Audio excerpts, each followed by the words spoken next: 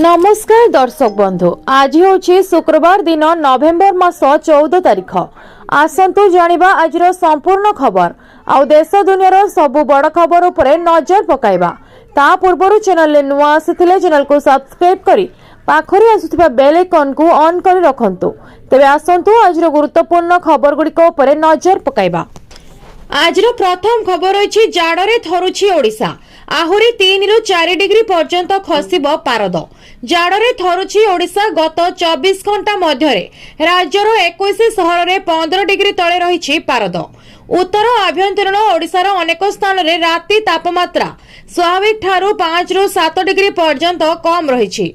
सेहिभଳି उपकूल ओडिशार अनेक स्थान रे आभ्यंतरीण ओडिशार अनेक स्थान रे राति पारद 3 रु 4 डिग्री पर्यंत कम रही।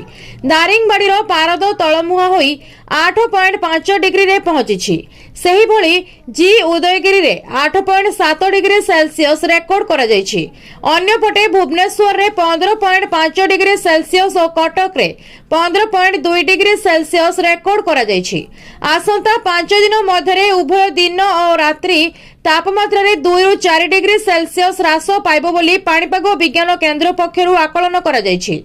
सेहिभଳି राज्यर किछि किछि स्थान रे घन कुहुडी देखिबाको मिलि पारे बोली आकलन करा जायछि। गत 24 घंटा रे सुंदरगढ़ और कलाहांडी रे घन कुहुडीर आस्तरण देखिबाको मिलिछि। राज्य रे वर्तमान शुष्क वायु प्रभावित हेउथिबारु दक्षिण उपकूल सह दक्षिण आभ्यंतरीण जिला गुड़िकरे आसंता 3 रु 4 दिन मध्यरे आहुरी 3 रु 4 डिग्री पारद खसिबार संभावना रहिथिबा आकलन करिछि पाणीपाग विज्ञान केन्द्र। परवर्ती खबर अछि राशन कार्ड धारीको पई खुशी खबर। बढ़िला ई-केवाईसी अपडेट अवधि। सरकार खाद्य सुरक्षा योजना रे सामिल थिबा हिताधिकारी माननको पई खुशी खबर। ए पर्यंत ई-केवाईसी कराई न पारिथिबा हिताधिकारी माने आसंता डिसेंबर 31 सुधा निकटस्थ खाउटी सुलभ मूल्य दुकान बा राशन कार्ड परिचालना केन्द्र को जाई निज आधार युक्त ई-केवाईसी कराई पारिबे। ए संपर्क रे खाद्य जोगाण और खाउटी कल्याण विभाग पक्षरु सूचना दिया जायछि। खाद्य जोगाण और खाउटी कल्याण विभागर सूचना हिताधिकारी आधार भित्तिक ई-केवाईसी प्रक्रिया जारी रही। यह समस्त 11,827 गोटी खाउटी सुलभ मूल्य दुकान तथा 314 गोटी ब्लॉक और 64 गोटी पौरांचल कार्यालय कार्यरत थिबा राशन कार्ड परिचालना केन्द्र गुड़िकरे जारी रही। यह व्यतीत अत्यावधि ई-केवाईसी कराई न पारिथिबा हिताधिकारी माननकु प्रत्येक मासर पीडीएस सामग्री पूर्व भली प्रदान करा जायछि। कोनोसी योग्य हिताधिकारी को ई-केवाईसी होई नथिबा कारणरु खाद्य सुरक्षा वंचित करा जाय नाही। एही प्रक्रिया आसंता डिसेंबर 31 तारिख पर्यंत चालू रहिबो।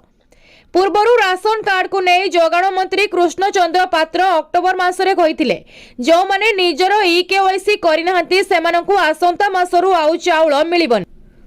परवर्ती खबर अछि आसीगला पीएफ रो नुआ स्कीम। सरकार कले लॉन्च। एही कर्मचारी को मिलिबो फायदा। केंद्र सरकार कर्मचारी भविष्य निधि पांठी संगठनर 73तम प्रतिष्ठा दिवस अवसर में केंद्र सरकार कर्मचारी नामांकन योजना 2025 आरंभ करिसेंती। केंद्र श्रम एवं नियुक्ति मंत्री डॉक्टर मनसुख मांडविया शनिवार एने घोषणा करिसेंती। विभिन्न कारणरू पीएफ सिस्टम बाहर रहिथिबा कर्मचारी माननकु अंतर्भुक्त करिबा एवं कंपनी और अन्य नियुक्ति दाता माननकु स्वेच्छाकृत भाबरे योग्य कर्मचारी घोषणा करिबा सह नामांकन करिबा को उत्साहित करिबा हेउची एही योजनार लक्ष्य। विश्वासर प्रतीक। केंद्र मंत्री योजनार शुभारंभ करी कहिसेंती जे देश रे सामाजिक सुरक्षार परिसर को विस्तार करिबारे ईपीएफओ एक गुरुत्वपूर्ण आवेदन रखिछि। एहा केवल एक पांठी नुहे बरं सामाजिक सुरक्षा प्रति भारतीय श्रमिक एवं कर्मचारी विश्वासर प्रतीक। केबे आरंभ हेबो एही योजना गत मासरे घोषणा करा जायतिला एवं 1 नवेम्बर 2025 रु कार्यकारी होइछि। केंद्र कहिछि जे एही योजना संपूर्ण स्वेच्छाकृत एवं कंपनी गुड़िको सेमानक कर्मचारी मानकु निजे पंजीकरण करने को पड़िबो। परवर्ती खबर अछि 8th पे कमिशन। अष्टम वेतन को नहीं आसिला 10 जरूरी अपडेट सबु सरकारी कर्मचारी को जानिबा निहाती दरकार। केंद्रीय कर्मचारी एवं पेंशन भोगी बड़ आश्वस्तिर बड़ खबर आसी। सरकार शेष में अष्टम वेतन कमिशन प्रक्रिया आरंभ करिसेंती। कैबिनेट संप्रति एहार संदर्भर शर्तावली को अनुमोदन करिछि, जहां कमिशनर कार्य पई दिग एवं समय सीमा निर्धारण करे। एहा परे अर्थ हेउछि कर्मचारी दरमा, महंगा भत्ता एवं पेंशन वृद्धि प्रक्रिया आनुष्ठानिक भाव में आरंभ होइछि। यह सीधासलख देशर प्राय 50 लाख कर्मचारी एवं 65 लाख पेंशन भोगी को लाभ देब। एही मुहूर्त को समस्ते गत किछि मास धरी अपेक्षा करथिले। आसंतु सरल भाषा रे अष्टम वेतन कमिशन सहित जड़ित समस्त गुरुत्वपूर्ण कथा उपरे नजर पकाइबा। प्रथमे नूतन वेतन एवं पेंशन हार केवे लागू हेबो ताहा बुझिबा। सरकार कमिशन को हार रिपोर्ट दाखल करबा पई 18 मास समय दैछंती। आशा करा जाउछि जे जदि रिपोर्ट ठीक समय रे दाखल हुए तेबे नूतन दरमा एवं पेंशन हार जनवरी 1 2026 रु लागू हेबो। जदियो किछि मास परे देय आरंभ हेबो, कर्मचारी एवं पेंशन भोगी माने मध्य सही समय पई बकेया पाइबे। परवर्ती खबर रही फैमिली पेंशन ले सरकार कले बड़ परिवर्तन। जानतु नियम नचेत मिलबनी पेंशन। जदि आपण जने सरकारी कर्मचारी पितामाता एवं तांको मृत्यु परे परिवार पेंशन पाउछंती तेबे सरकार नूतन नियम जानिबा आपणकर गुरुत्वपूर्ण।